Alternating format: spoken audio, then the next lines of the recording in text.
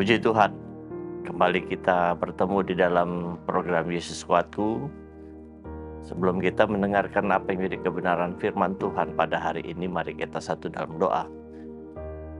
Bapa kami yang baik, Bapa yang kami panggil di dalam nama Tuhan Yesus Kristus, apa yang akan kami dengar pada hari ini kiranya memberikan kekuatan bagi kami semua.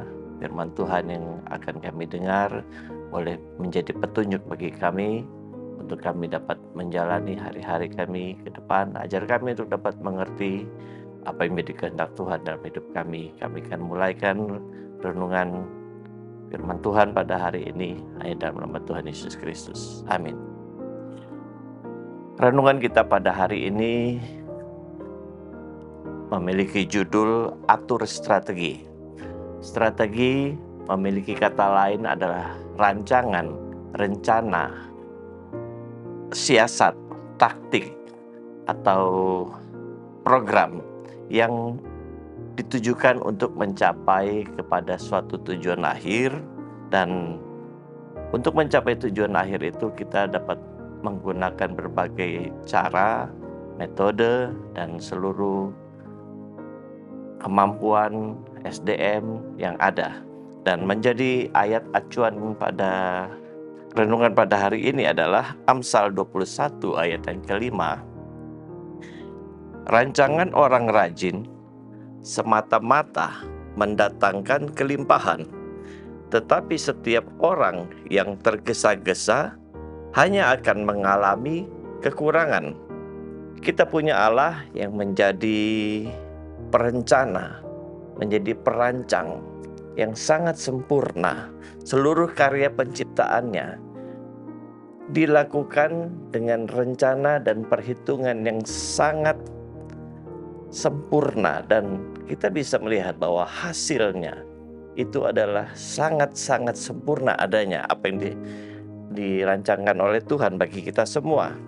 Dan ayat ini mengajarkan bahwa segala sesuatu yang dirancangkan dengan baik dan segala sesuatu yang dikerjakan dengan seksama, dengan ketekunan, akan menghasilkan hasil yang baik juga. Sedangkan tindakan, rancangan yang dikerjakan dengan tergesa-gesa, dikerjakan tanpa perencanaan, hanya akan menghasilkan sesuatu yang tidak baik. Tergesa-gesa dalam bahasa aslinya merujuk kepada jalan pintas atau tidak sabar. Sikap hati yang tidak mau menunggu waktunya Tuhan, tidak mau membayar harga untuk sebuah proses.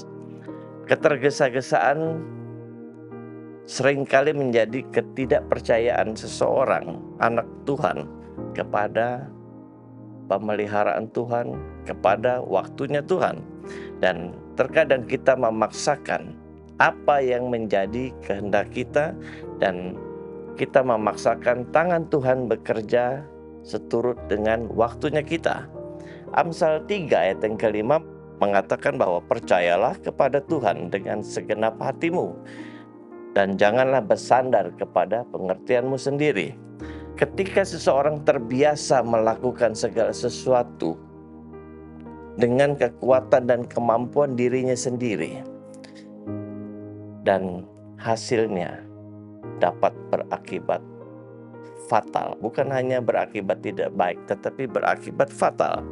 Di dalam 2 Samuel 5 ayat yang ke-17 sampai ayat yang ke-25, Raja Daud suatu saat dia diserang dan dikepung oleh bangsa Filistin di lembah Refaim. Dan pada saat itu Raja Daud bertanya kepada Tuhan, "Tuhan, apa yang aku harus lakukan? Apa yang harus kami lakukan?" Tuhan menjawab, "Kamu maju." Dan selanjutnya Raja Daud kembali dikepung dan diserang oleh musuh yang sama, diserang di tempat yang sama. Tetapi satu hal yang dapat menjadi pelajaran bagi kita adalah Daud kembali bertanya kepada Tuhan apa yang harus dilakukan, dikerjakan. Dan jawaban Tuhan berbeda. Tuhan berkata, berputar keliling. Sekalipun Daud ini adalah ahli bertempur, dia tidak menggunakan kemampuannya, dia tidak menggunakan keahliannya, dia tetap menyerahkan segala sesuatunya kepada Tuhan. Seandainya Daud tergesa-gesa pada saat itu, maka hasil yang akan diterima oleh mereka akan berbeda. Seringkali kita melakukan segala sesuatunya, bahkan pelayanan sekalipun, karena sudah rutin dilakukan, sering dilakukan, kita menganggap diri kita mampu dan sanggup, dan tanpa lagi bertanya kepada Allah, dan kita akan menuai suatu hasil yang kurang baik adanya. Dan arti kata dari rancangan orang rajin adalah menunjukkan adanya strategi, menunjukkan adanya perhitungan yang baik di dalam suatu perencanaan.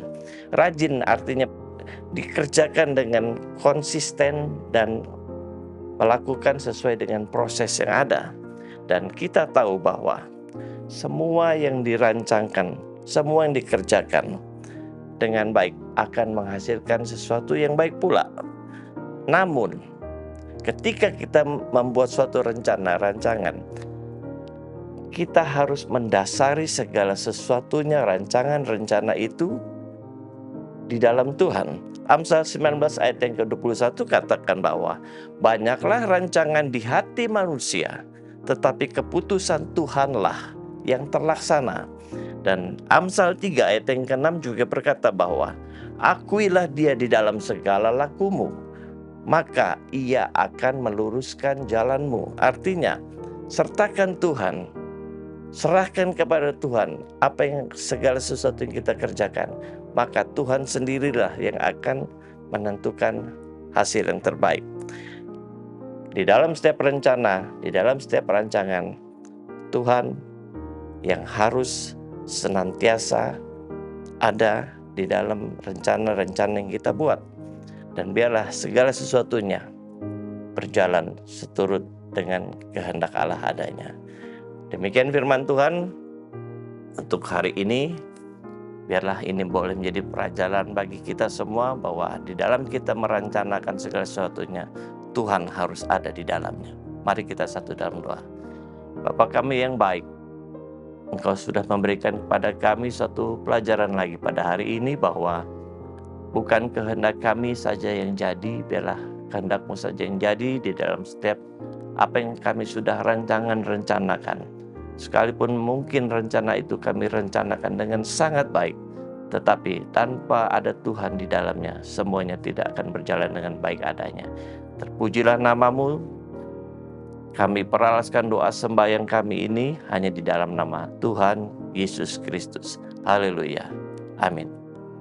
Bersama Yesus, aku kuat.